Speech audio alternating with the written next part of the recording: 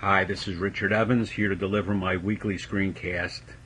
Today will be part one of a three-part screencast on the history of condo hotels, in which we'll explore the mistakes that were made, what contributed to those mistakes, and then what compounded them, especially here in the U.S., to make the situation worse.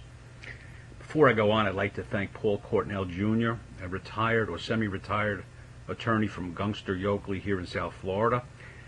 He was one of the pioneers in the condo hotel industry and provided me with the article that became the basis of this screencast, and that will also appear as the first chapter in my book, The Definitive Study of Condo Hotels, and that will be out, which is due out in early October 2013. The condo hotel concept initially became popular in the 1970s in the United States, primarily due to the tax benefits available for unit owners. And as you can see here, I have a tax return, and accelerated depreciation back in those days allowed the unit owner to actually write off more than he put in cash and, of course, receive a tax benefit. The Tax Reform Act of 1986, however, eliminated the majority of those tax benefits, and the condo hotel concept was really not very popular during the late 1980s and 1990s. The condo hotel concept, also known in Latin America, by the way, as apart hotels, had been widely used throughout Latin America for many years, and the primary reason for the widespread use was the lack of conventional financing available. Instead of a typical construction financing from a single lender or a consortium of lenders, the buyers of the units would make stage payments and fund the development and construction. And this, of course, allowed the developer to complete a hotel using primarily unit owner funds. The condo hotel concept became quite popular again in the U.S., or the United States, in the late 1990s and early and mid-2000s.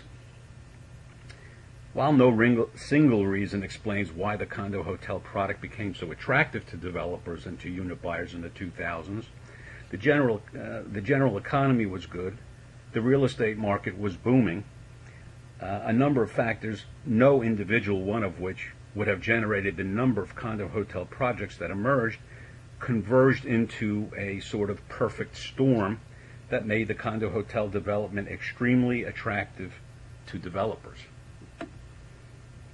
The baby boomer generation was driving demand for vacation homes, and as these boomers became more affluent, their appetite for ownership of vacation homes and pre-retirement homes grew exponentially. Market and feasibility studies commissioned by developers showed a plethora of pent-up demand. The condo hotel concept particularly fit the needs of the buyer who did not have the time to commit to long periods of owner use. The unit could be available for rental when not occupied by the unit owner, thereby producing income. Additionally, vacation properties were relentlessly increasing in value, so the unit owners had what appeared to be the best of all possible worlds.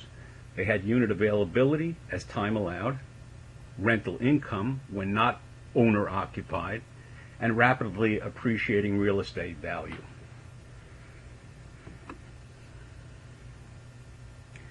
As the market heated up and the unit prices experienced dramatic increases from the developers pre-construction offering prices to the market prices upon completion of the projects, two types of buyers came into the market who never had any intention of actually staying in any of the units that they purchased.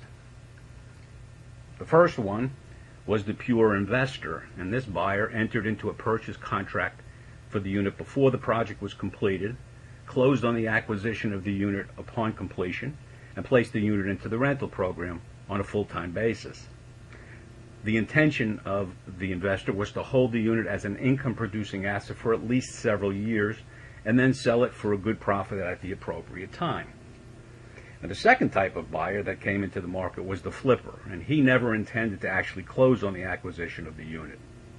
The flipper entered into a purchase contract for a unit at a favorable pre-construction price, with the express intention of flipping the contract for a profit before completion of the project and the closing on the unit.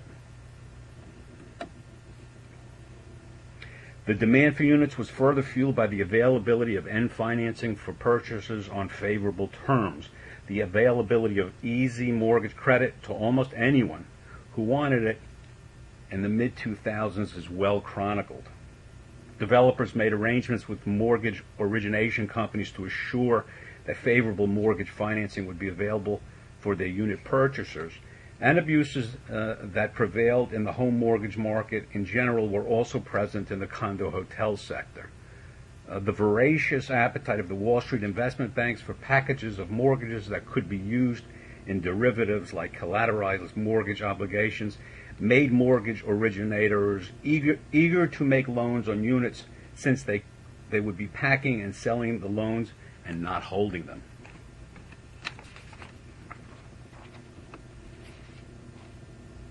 Despite the fact that the economy was doing well, conventional financing for hotel development was not easily achieved or available, and many real estate lenders shied away from the traditional hotel financing because better opportunities that were easy to underwrite were available in other real estate sectors.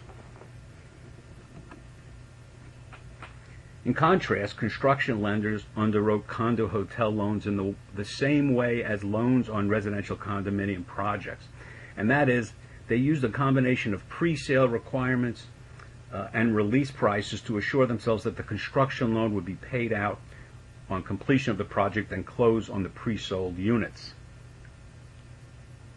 The pre-sale requirement stated that the borrower must achieve a stated number of binding purchase contracts for units at sales prices on terms acceptable to the lender. That's pre-sales, before the lender was obligated to commence funding construction. The requirement was, of course, subject to abuses by the developer unless the lender carefully monitored the contracts for sale of the units. Few lenders imposed that discipline upon themselves, and as a result, units were sold to family, business associates, and friends of the developer and other flippers who never intended to actually close on the purchases. The release price of a particular unit was the negotiated amount the developer was required to pay the construction lender for the release of that unit from the lien on the lender's mortgage.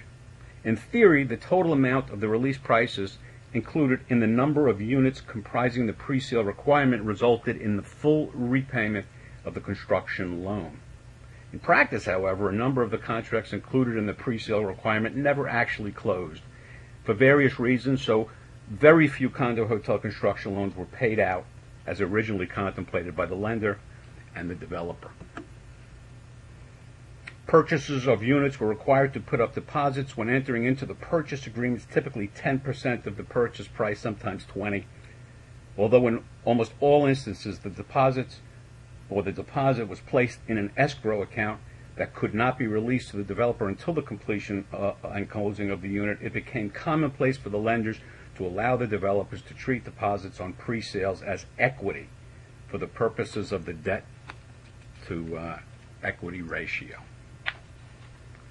And so I'd like to sum up today with that, and then to continue on with part 2 to be released next week. So thank you for joining me, and have a great